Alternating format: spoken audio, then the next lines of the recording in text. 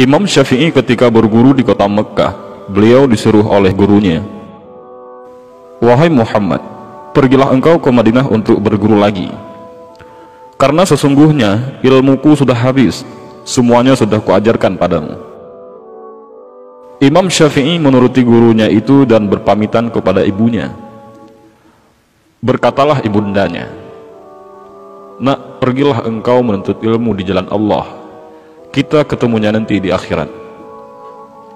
Maka Imam Syafi'i pun berangkat ke Madinah mencari guru untuk belajar. Saat itu usianya masih sangat muda.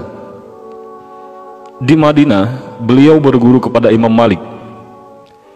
Tak butuh waktu lama bagi Imam Syafi'i untuk menyerap ilmu dari Imam Malik sehingga semua orang terkagum-kagum dibuatnya.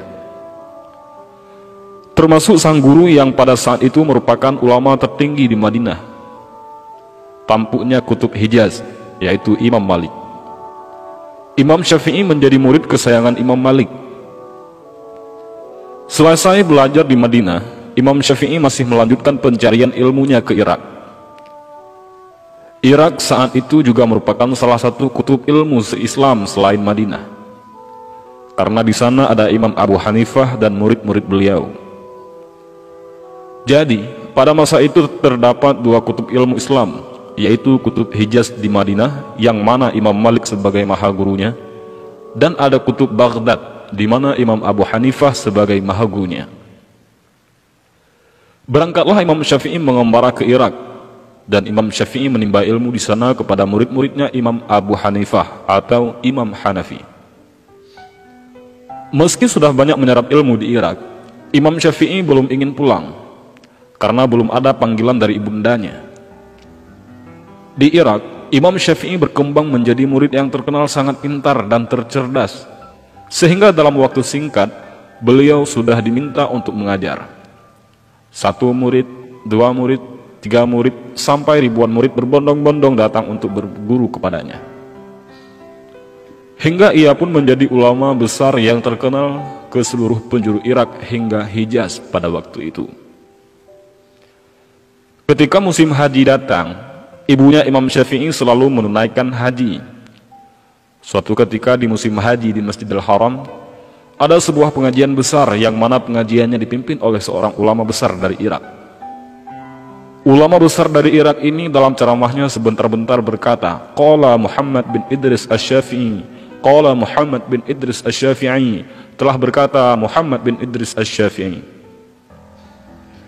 Ibundanya Imam Syafi'i yang juga turut mendengar pengajian itu bertanya-tanya, "Muhammad bin Idris Asy-Syafi'i yang disebut guru besar itu Muhammad bin Idris Asy-Syafi'i yang mana?" Karena Muhammad adalah anaknya dan Idris adalah nama suaminya. Maka bertanyalah ibunya kepada ulama besar tadi, "Wahai Syekh, maaf saya bertanya, siapakah itu Muhammad bin Idris Asy-Syafi'i?" Dengan bangganya kiai besar itu berkata, "Dia adalah guruku, seorang ulama besar dari Irak yang berasal dari kota Mekkah ini." Mendengar jawaban itu, ibunda Imam Syafi'i terkejut, karena setahu beliau tak ada nama Muhammad bin Idris Asy-Syafi'i yang berasal dari Mekkah ini selain dari anaknya.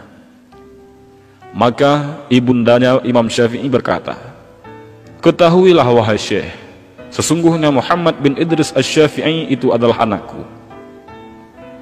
Mendengar jawaban itu, kiai besar itu pun terkejut. "Benarkah itu wahai ibu? Ibunya Imam Syafi'i masih ada?"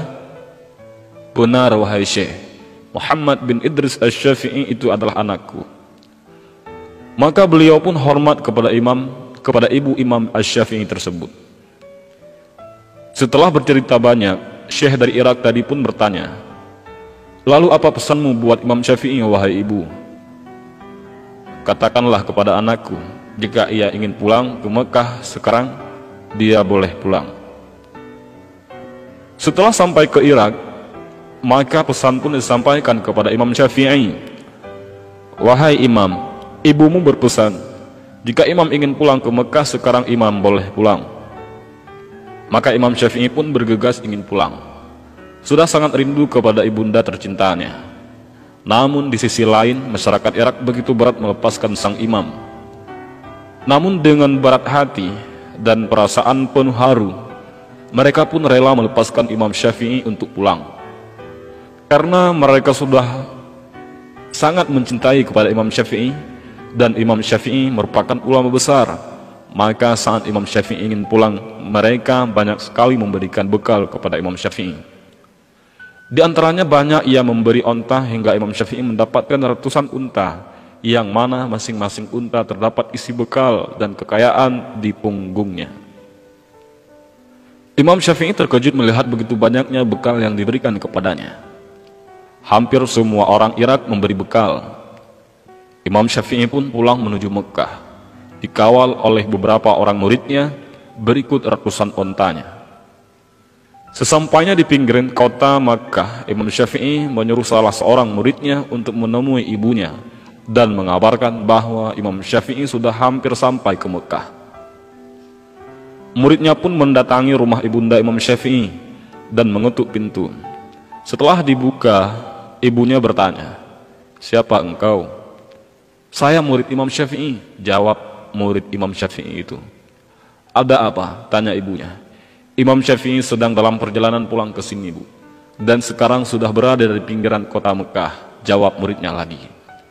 "Apa saja yang dibawa Syafi'i?" tanya ibunya. Si murid tersebut dengan bangganya menjawab, "Imam Syafi'i datang dengan membawa ratusan unta dan harta." Berharap ibunya Imam Syafi'i menjadi senang dan saat mendengarnya. Bukannya senang, ibunya Imam Syafi'i malah marah. "Syafi'i membawa ratusan unta? Aku menyuruh berkelana bukan untuk mencari dunia. Katakan kepada Syafi'i bahwa dia tidak boleh pulang ke rumah," tegas ibunya sambil menutup pintu dengan marah. Dan murid Imam Syafi'i pun terkejut. Maka dengan perasaan yang serba salah, murid tersebut menyampaikan pesannya kepada Imam Syafi'i. Ketika mendengar pesan tersebut, Imam Syafi'i gemetaran ketakutan. Imam Syafi'i pun memerintahkan kepada muridnya untuk mengumpulkan warga miskin yang ada di kota Mekah. Lalu semua unta berikut hartanya diberikan kepada warga Mekah hingga tak tersisa. Yang tersisa hanya kitab saja. Maka si murid tadi pun disuruh kembali menemui sang ibu. Sesampainya di rumah, murid tadi menceritakan kepada sang ibu yang bahwa semua unta dan hartanya sudah dibagikan kepada warga Mekah, dan yang tersisa hanya kitab dan ilmunya saja. Maka Imam Syafi'i pun diperbolehkan pulang. Wallahu a'lam bishawab.